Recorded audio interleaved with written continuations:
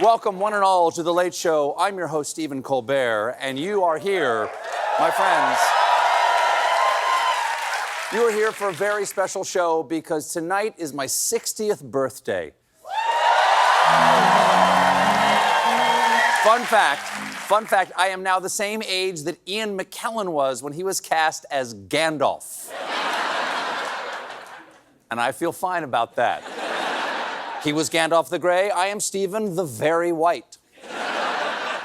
In honor of my birthday this weekend, the skies all over the Northern Hemisphere were lit up by the aurora. Look at that, aurora borealis. So beautiful. This extra vivid display was caused by a massive solar storm in which large explosive bursts from the sun started slamming into Earth.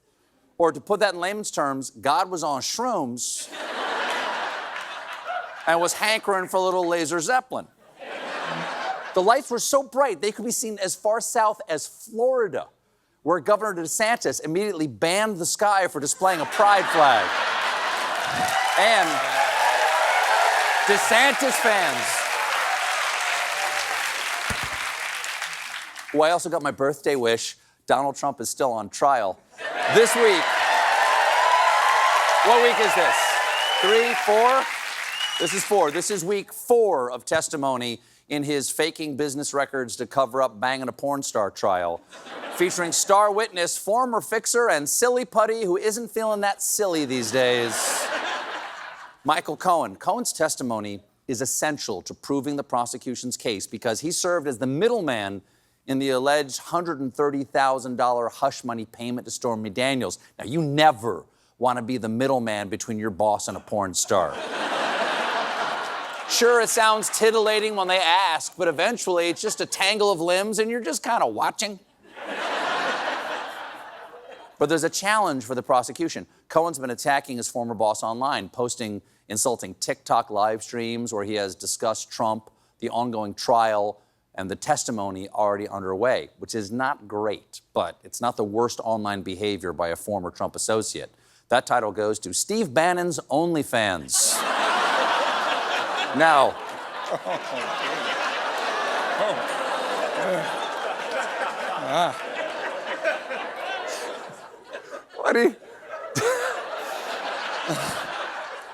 when he took the stand this morning, Cohen testified that before Trump's 2015 presidential announcement, Trump told him, just be prepared, there's gonna be a lot of women coming forward.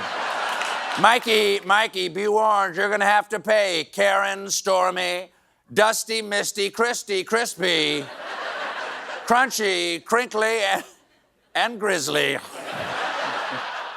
And of course, one married woman, Mrs. Butterworth.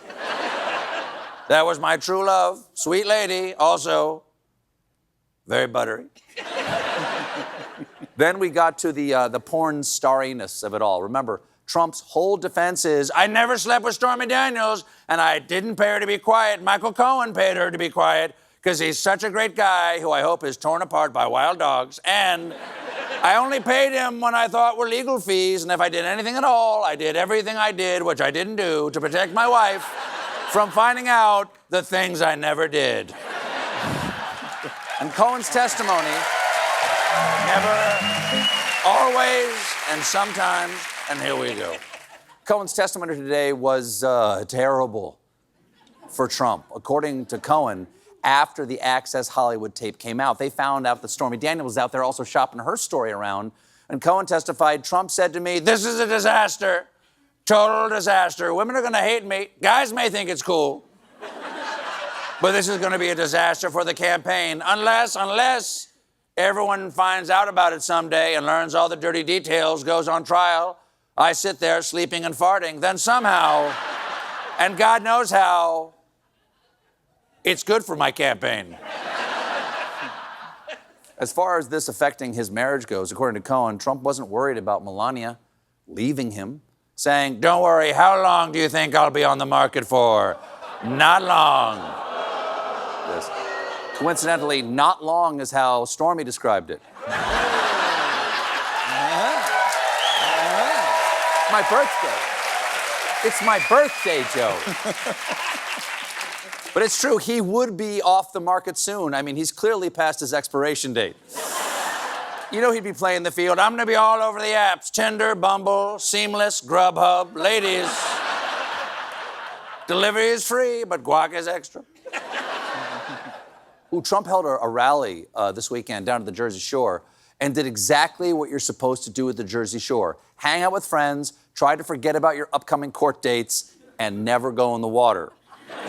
It all happened in the New Jersey town of Wildwood, which, if you've never been there before, imagine if a bootleg Rick and Morty t-shirt was somehow a place.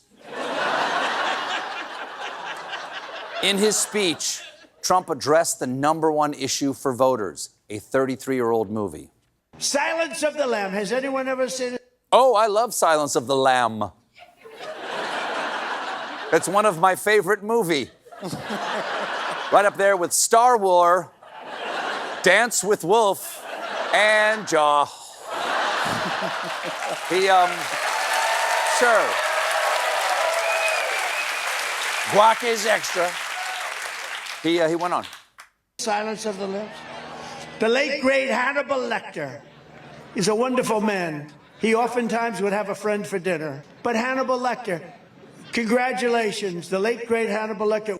Late, great? In none of the stories does Hannibal Lecter die, and Sir Anthony Hopkins is very much still alive. Does Trump just think a character dies when he turns off the TV? Well, another great episode of Wheel. Rest in peace, the late, great Pat Sajak. We'll always remember how much you loved the alphabet. Congratulations, you are dead.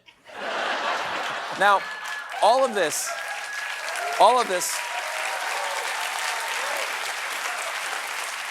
this stuff is all part of Trump's demonizing immigrants and claiming that other countries are sending mentally ill people to the border. And he helpfully broke the situation down. The mental institution population is down because they're taking people from insane asylums and from mental institution. You know what the difference is, right? An insane asylum is a mental institution on steroids. Oh, yeah. There's definitely a ranking system. It goes mental institution, insane asylum, nut house, loony bin, booby hatch, RFK Jr. Now,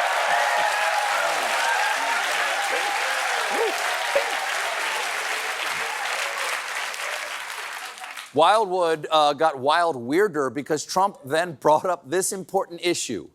Hot dogs. Let's talk about hot dogs. I just had one, actually. Frank Sinatra told me a long time ago, never eat before you perform. I said, I'm not performing. I'm a politician, if you can believe it. But I just had the best hot dog, so I said, Frank, I'm sorry.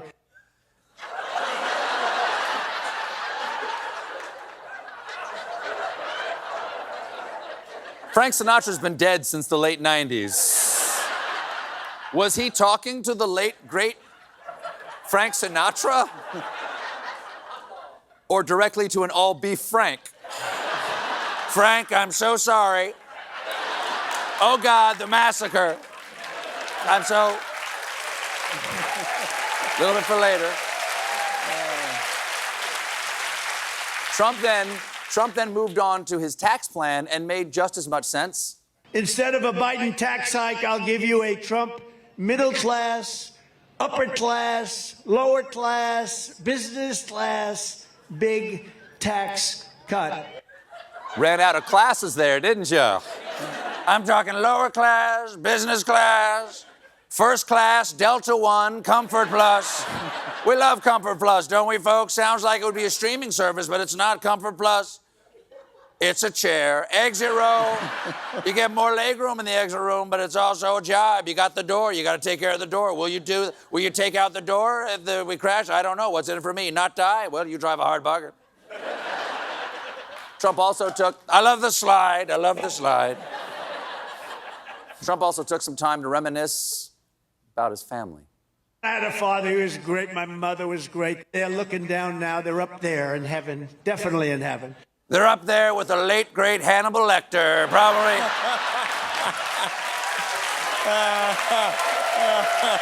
They're up there. Hello, Dad. Probably enjoying a nice dinner together. Congratulations, Hannibal. You ate my dad.